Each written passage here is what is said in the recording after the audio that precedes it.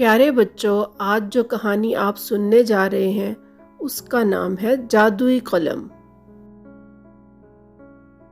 زین ایک بہت پیارا اور سمجھدار بچہ تھا۔ اس کا تعلق ایک نہایت امیر گھرانے سے تھا۔ اس کے والد ایک کامیاب بزنس مین تھے۔ گھر میں کسی چیز کی کمی نہ تھی۔ زندگی بہت مزے سے گزر رہی تھی۔ زیادہ تر بچے لاڈ پیار سے بگڑ جاتے ہیں، مگر زین بالکل ایسا نہیں تھا۔ مراد صاحب اور فریدہ بیگم نے اس کی تربیت بہت اچھے انداز سے کی تھی۔ ایک دن زین کسی کام سے باہر گیا۔ اس نے دیکھا کہ ایک نابینا آدمی سڑک پار کروانے کے لیے مدد کے لیے پکار رہا تھا۔ کوئی بھی اس کی مدد نہیں کر رہا تھا۔ اس وقت زین بہت جلدی میں تھا۔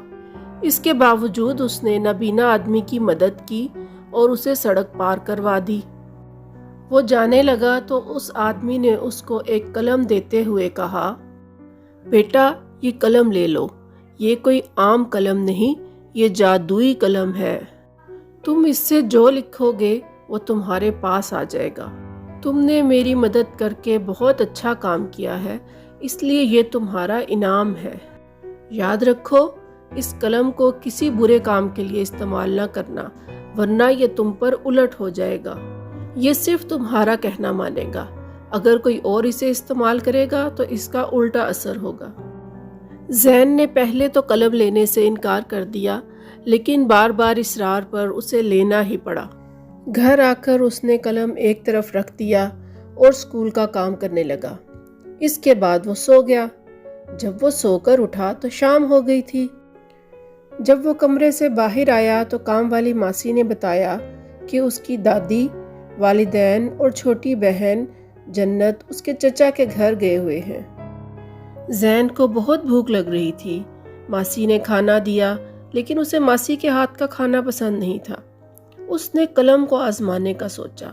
کمرے میں گیا، کاپی اور قلم اٹھایا اور برگر اور کولڈ ڈرنک کی خواہش ظاہر کی۔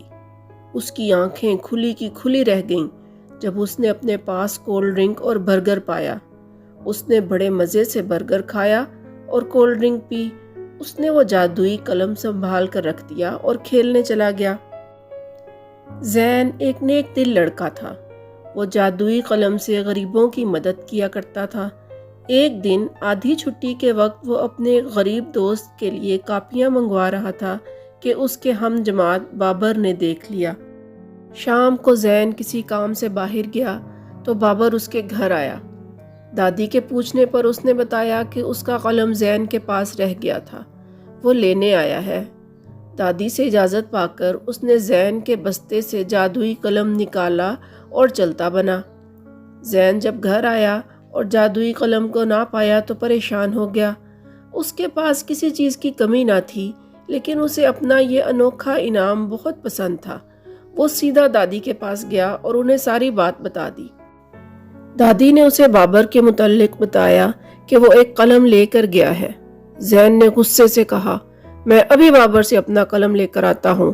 دادی کہنے لگیں، بیٹا صبر کرو، اسے چوری کی سزا ضرور مل جائے گی۔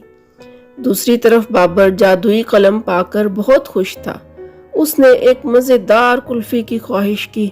کلفی تو آ گئی، لیکن نہایت بدمزہ اور کڑوی۔ تھوڑی دیر بعد اس نے دو بزرگوں کو تنگ کرنے کا سوچا۔ اس نے جادوئی قلم سے لکھا کہ کوے ان کے پیچھے پڑ جائیں، لیکن کوے الٹا بابر کے پیچھے لگ گئے اور اسے نوچنے لگے۔ اس کا درد سے برا حال تھا۔ اس نے اپنے کیے کی سزا پا لی تھی اور وہ بہت پچھتا رہا تھا۔ اس نے زین کو اس کا قلم واپس کر دیا اور اپنی غلطی کی معافی مانگی۔ زین نے اسے معاف کر دیا۔ وہ اپنا قلم واپس پا کر بہت خوش تھا۔